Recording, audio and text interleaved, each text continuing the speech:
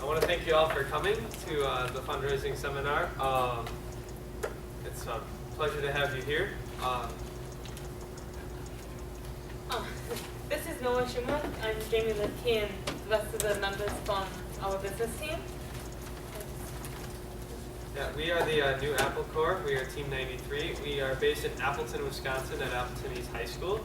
We have been around for 16 years, and we'd like to share some of our successes and great things that have happened to us with you and how you can do the same. All right, I'm going to give you a brief background on the team and what we've done over the past 16 years. My name is Sean Schuff. I'm a teacher at Tesla Engineering Charter School, which is housed in Appleton East High School. I've been a mentor on the team for the last 13 years and have seen a lot in that amount of time. Just to give you a brief history on the team, we started in 1996 with two primary sponsors, Lawrence University and Bolt Construction Company, and then the Appleton Area School District. And went through our first season, went to the Midwest Regional in Chicago, and they had a reasonably good showing, and that was pretty much it. We saw one event, but it got the kids very excited about the team. The next year, we actually moved from Appleton North High School to Appleton East High School, and we lost both of our sponsors. They came to us and said, this is great for kids, but we don't see what the return is going to be to us.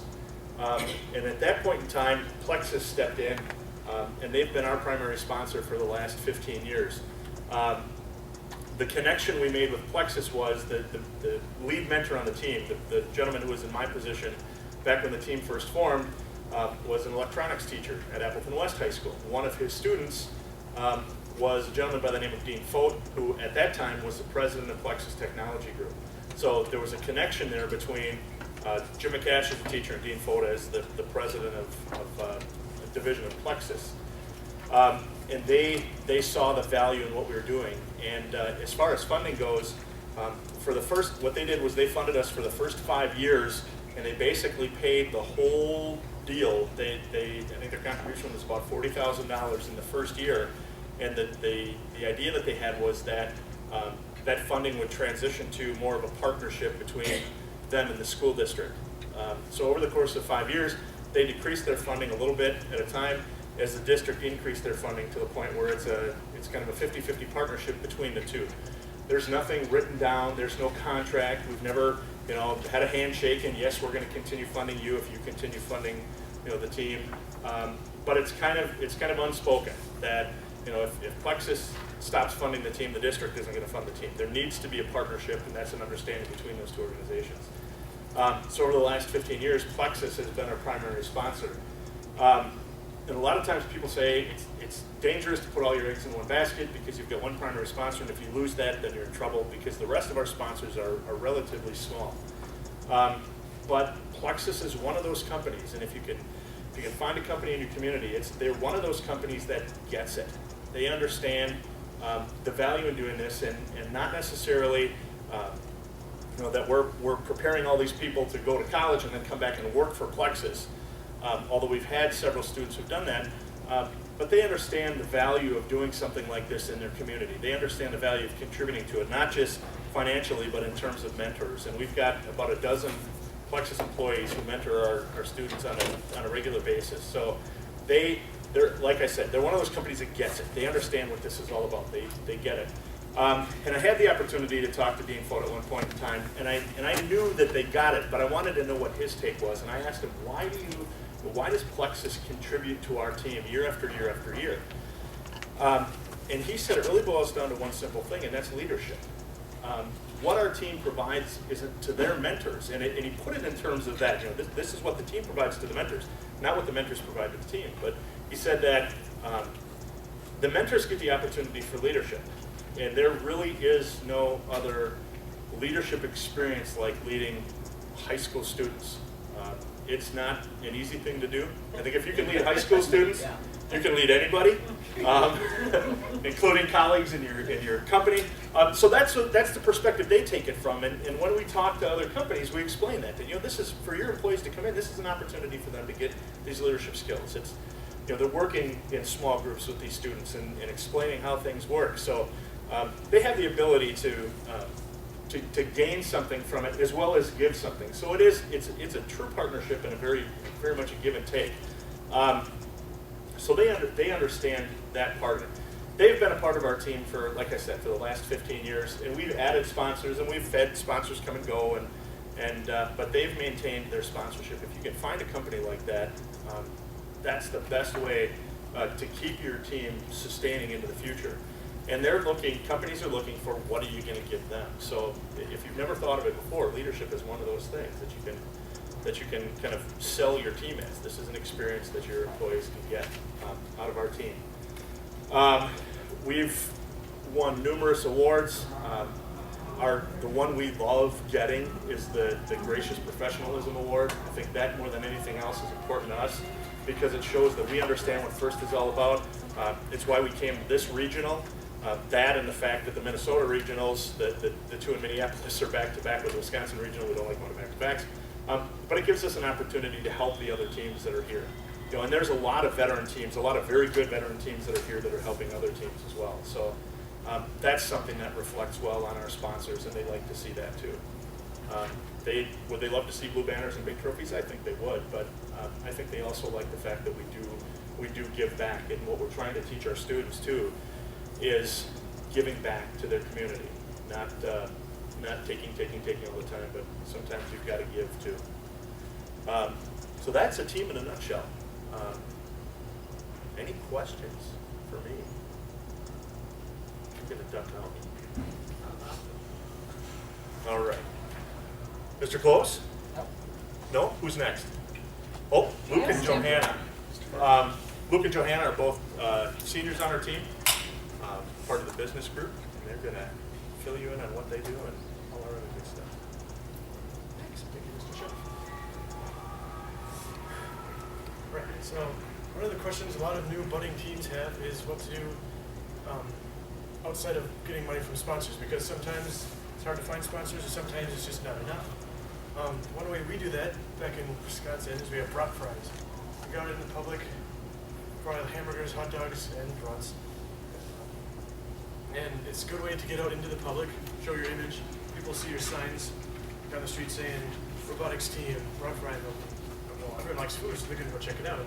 But while they're getting the food, you can talk to them about your team and what you do, and it's a great way to get people to understand what you do. Now, we don't just do brat fry, boom, fundraising, done. Okay? We mix it up a little. Like, for example, there's this one festival back in Appleton called Oktoberfest, and we'll actually sell caramel apples instead of rocks, because where the new apple core kind of works for us. But, that's something that works out in our area really well. Another thing that we have done in the past is we actually teamed up with Davey Nelson. He is a former Major League Baseball player. And we had him signing autographs at one of our brat fries too, and that brought a lot of people in as well. And, that's something you guys can do. Like, we're saying, not necessarily go out and do a bunch of brat fries. It works for us. But, do things like that. Like, it doesn't have to be food, but have those kind of activities that both get you that fundraising you need and get you known in your community. So, do you guys have any ideas of what you can do in your community? Have you guys done the light bulb sales? Yeah, we have actually, and we've had those displayed at some of our brat fries as well.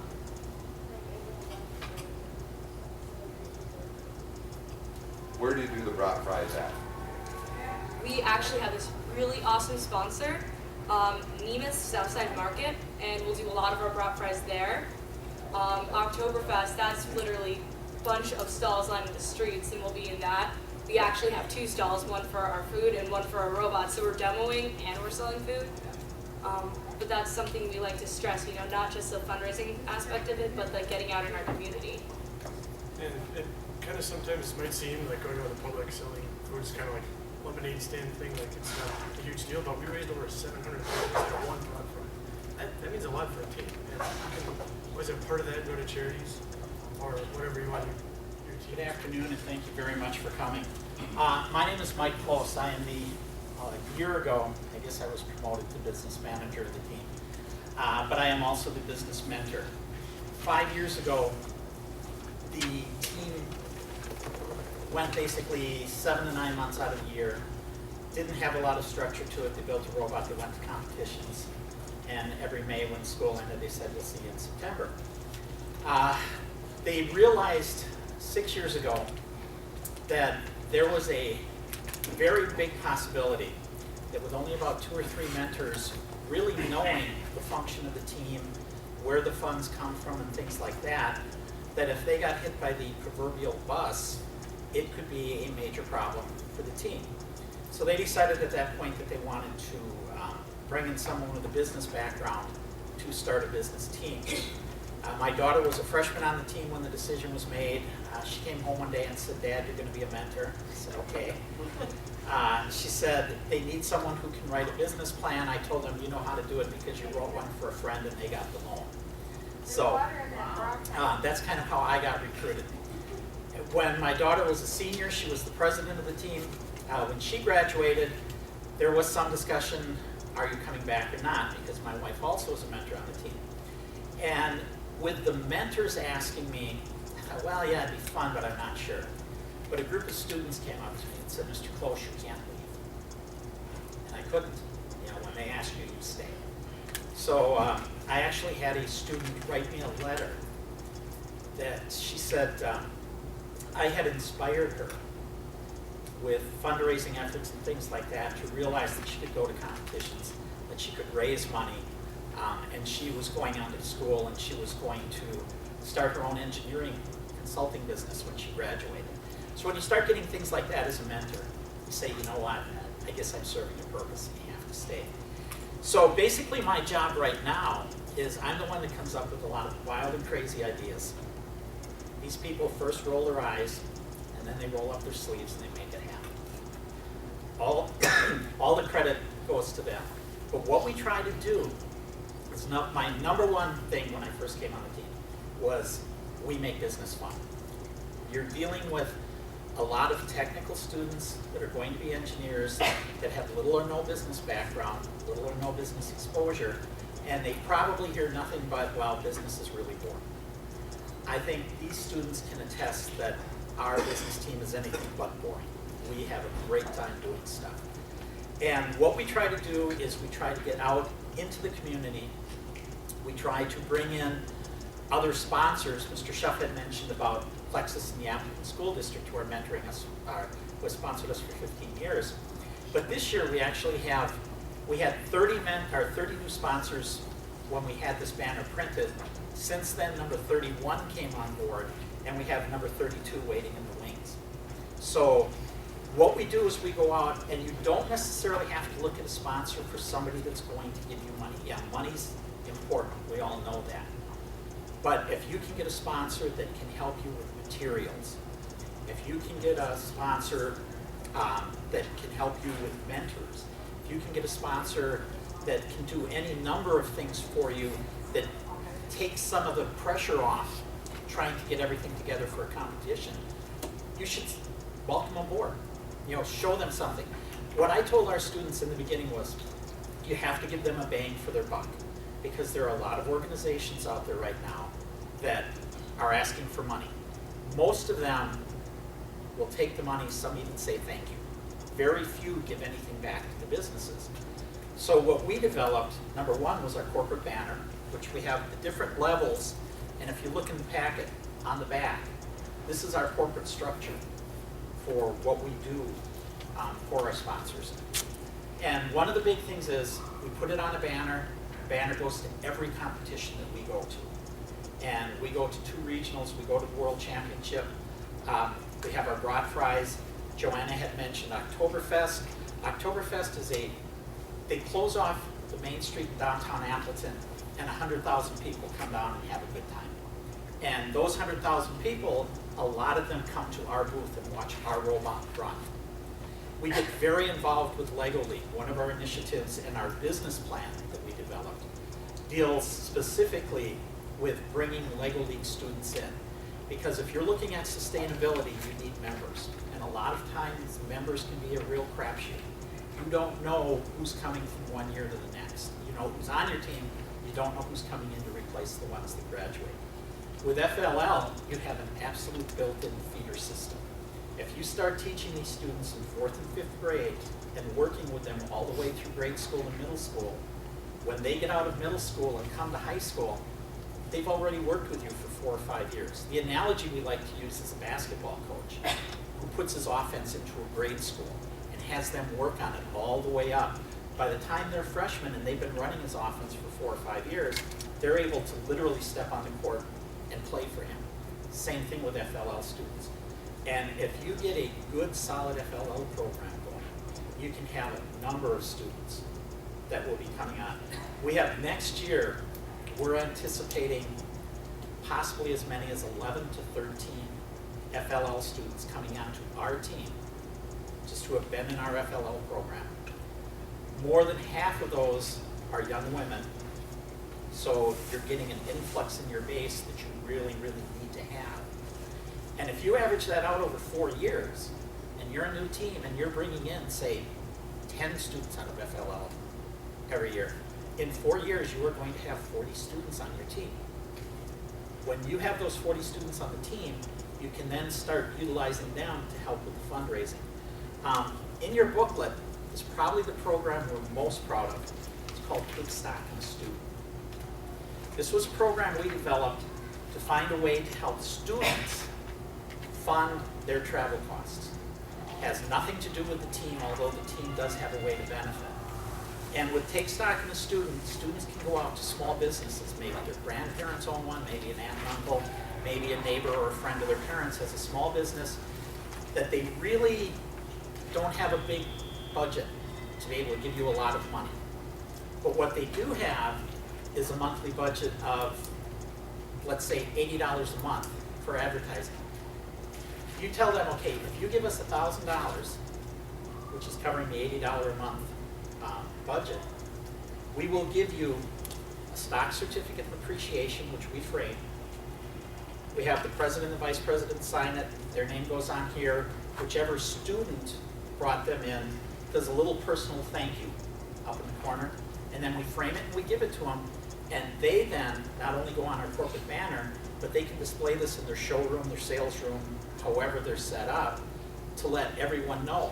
And this is very important to small businesses. They like to be active in the community because they know that's who they serve. So as people come in and start seeing these stock certificates of appreciation hanging up, they start asking questions. And all of a sudden you have people outside the team selling your team for you. So that can be a huge thing to do. It's not easy. You have to persevere with it. And maybe you're saying to yourself, okay, look, we don't have a lot of people. We only have 7 people on the team. We can't possibly have a business team. Well, guess what? That's what we can do for you. We have people from all over that contact us. Can you help us with a business plan? Can you help us do this? Can you help us do that? We'd love to. We're more than happy to. We like doing it. I think we're pretty good at doing it. And we will help you in any way that we can. The only way we can do that, though, is if you ask. If you feel the need and you ask, we'll give you contact information. I have business cards here that we can give you, and we will help you every step of the way that we can. We have a very large budget. I'm not at liberty to tell you what it is, but believe me, it's large. And we would like to help you sustain yourselves to get to that point as well. In the movie Field of Dreams, they talk about if you build it, they will come. If you start building your team with a foundation, like we did 5 years ago, where we went from a team that met 7 to 9 months out of the year, and all of a sudden we introduced a corporate structure. And we literally do have a corporate structure. We have an executive committee, which has a team president and vice president, which are students. Each of our sub-teams, such as business, electrical, things like that, have a sub-team student lead. They're all part of the executive committee. They make all the decisions. The board of directors are a group of mentors, myself, Mr. Schuff, and another one, who will kind of guide them along. And if we see that they need a little bit of help, we'll step in. But from a corporate standpoint, which is something, if you look at what FIRST is doing, if you look at all the teams who have won major awards at nationals the last few years, if you look at what FIRST is pushing towards, it all has a business base. That's why they say it's about more than just the robot. because you really need to find ways to help your team be sustained. I just want to end by telling you, these are just some of the things that our team has been successful at doing. We have 31 business partners and more being added all the time. Take Stock in the Student surpassed $12,000 mark in a little over 3 years. First Trust, which is another initiative we have, which helps existing teams support existing teams, became financially self-sustaining in less than a year. We told the team when we started this initiative that it would not be a drain on the budget, we would not even be part of the budget. But what First Trust does is it has found ways to raise money to help within the community, our FLL initiatives, to help other teams when we go to the Wisconsin regional, things like that. We tailgate and we invite teams to come out and eat with us. And if you look at the prices at sports venues, you know how expensive food can be. We feed teams for a little under $3 a day. It's all you can eat. It's really good food. So that's something First Trust does. First Trust has funded meals and a team bus for FRC teams. We helped Team 171, which is the cheese curd herd from Platteville, land a JCPenney grant. We have a retail store in Appleton that sells First Light bulbs for us with 100% of the sales coming back to us. New Apple Corps celebrates a 15-year partnership with the school district in Plexus. We land funds to fully support and mentor 12 FLL teams. Our school district, by the way, has asked us if we will put one FLL team in every grade school and middle school in Appleton. That's 21. So we're up to 12. We're getting there. We raised $700 to help fly World War II veterans to Washington, D.C. We raised $600 for an orphanage in Africa. This is the second consecutive year that we have been asked to do a sustainability seminar at Minnesota Regionals. New Apple Corps Robotics was requested to do a robot demo for the CEO of Time Warner Cable, who came in from New York to Appleton and requested specifically to see us. And it doesn't end here because there's almost 4 months left in our fiscal year. Our fiscal year runs July 1st through June 30th. So if you are looking for help, if even just, to get kick-started and get going, if you're looking for ideas, if you want to trade ideas, please keep us in mind. Don't be afraid to contact us. We go 12 months out of the year, and we're always available. We have 10 robotics camps that we do for grade school and middle school students over the summer, so we're always active. But we will have a question and answer period afterwards. Any questions you have, we'll be happy to answer.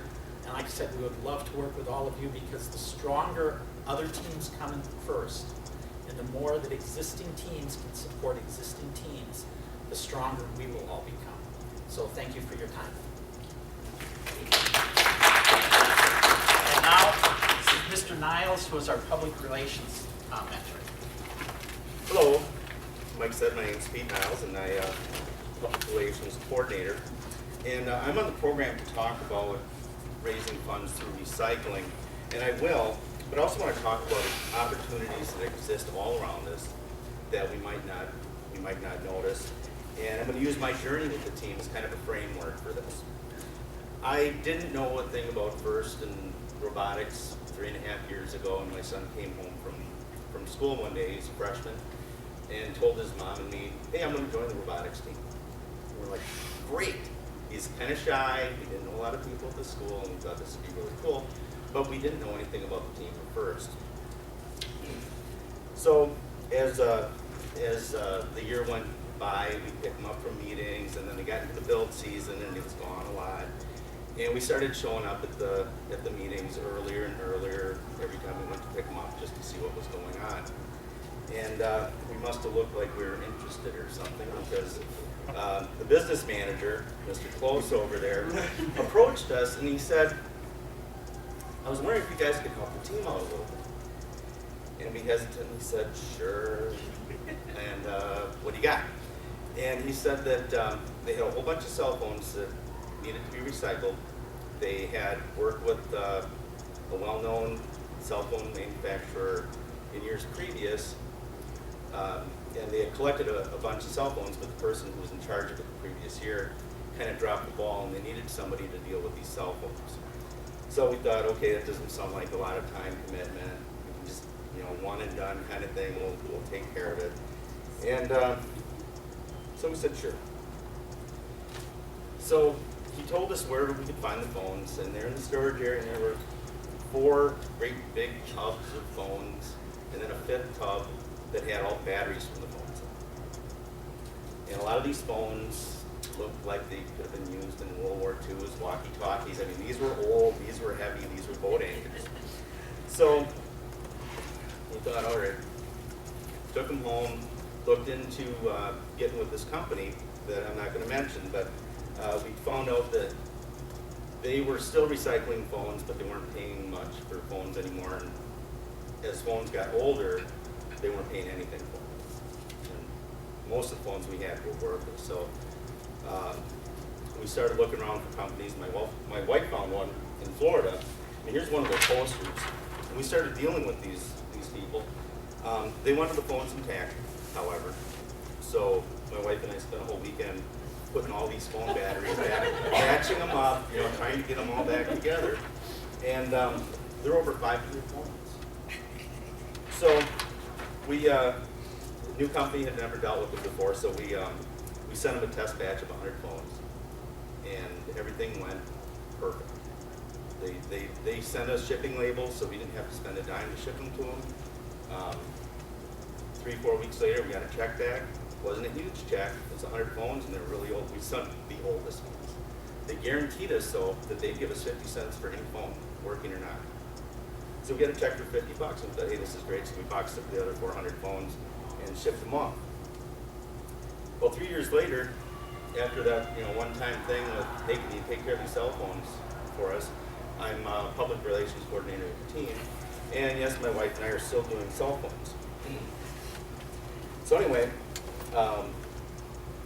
the point of this part of the story is you've got parents that might be hanging around, might be, seem like they're interested, might not know anything about technology, and they're kind of afraid to approach anybody, but they might be willing to say yes. Or in my case, they might be dumb enough not to understand what's happening until it's too late. But anyway, opportunities are all around. Sticking with the cell phones for a minute, we told the students, go out, find cell phones, bring them in. We will track what phones people bring in, and they will get credit for them. When we get the check back, everything's itemized, so we know exactly how much the phones are worth, and they will get all the credit, and it'll go into their travel accounts.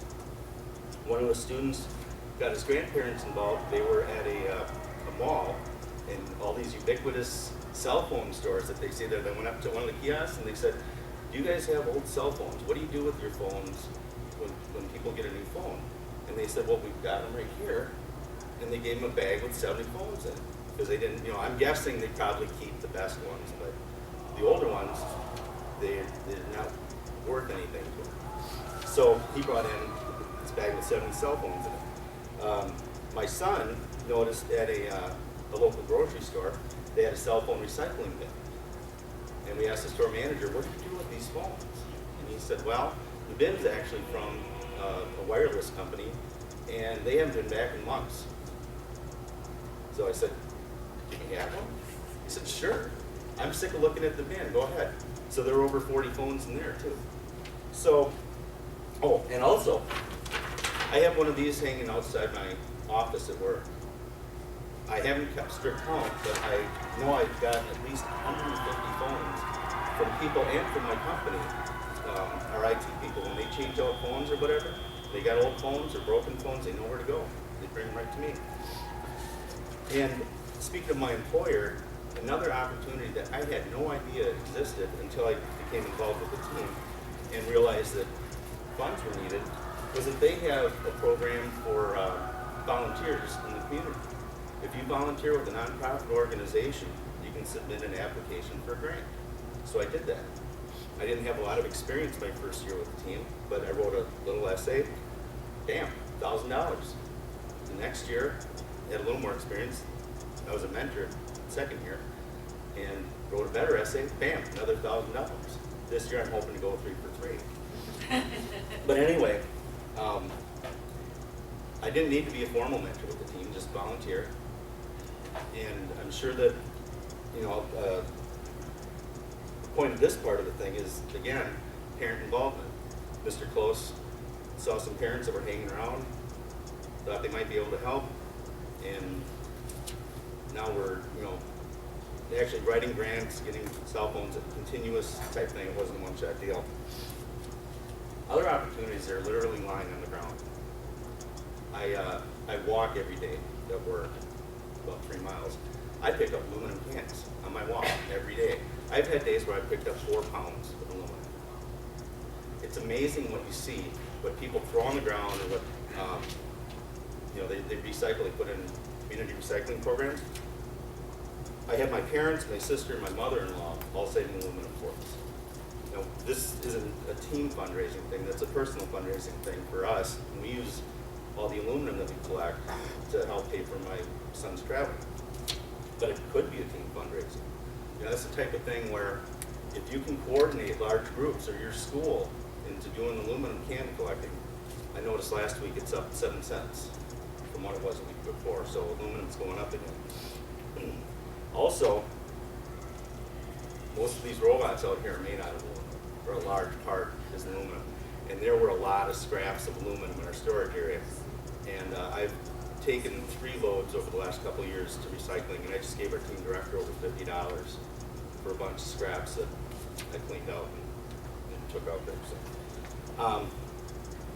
another idea that my wife and I have kicked around a little bit is the rummage sale. I don't know, I've heard garage sales, yard sales, thrift sales, but I'll use rummage. The team hasn't had one yet, and during the summers we are very busy with robot demonstrations, brat fries, and that type of thing. But just as an example of what kind of money can be raised, my church has an annual rummage sale, and they raise over $40,000 every year. And there is no investment cost at all. Everything's donated. The only thing that's invested is time.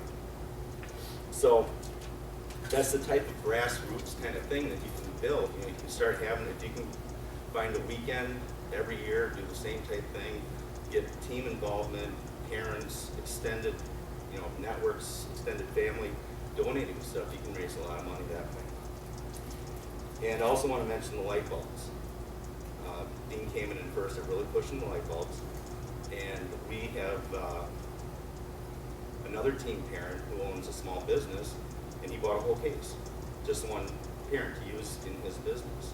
And we're working on other team parents and extended networks that way too, with the light bulbs. And as Mr. Close mentioned, there's a local business that is selling them for us. They're a eco-friendly type company, so it's perfectly in line with them. So opportunities are all around us if we open our eyes to them. The most important thing is to not try and go it alone, but to reach out and engage parents of your team members. Okay? I'm going to throw it back to Jamie and Noah here. Just another point I'd like to really stress is make fundraising fun. If you do fundraising, you know, it's a wonderful thing to get money and it's a wonderful thing to give back to the community, but it's especially empowering to the people on your team and the kids there if you have them have fun. We have so much fun doing brat fries and things like that. It's really a great experience. I'm going to talk to you as mentors. We have a program that we do every competition, off time, anytime we need it. It's Team 93 has mentors, which we will help you. If you need help with something, come find us. We're here, over in the corner, but we're here. Come ask if you need someone to help you with something that you don't know how to do. We'll send someone over to help you with any part of your robot that you need. Any questions that you need answered, we will help you with them.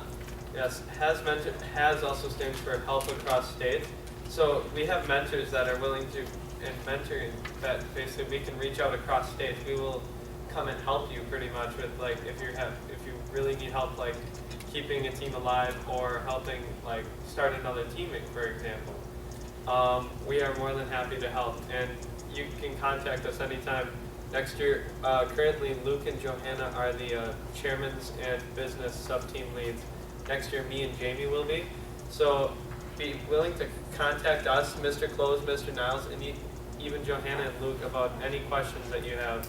And then you have the email address for our business team is on Mr. Close's card.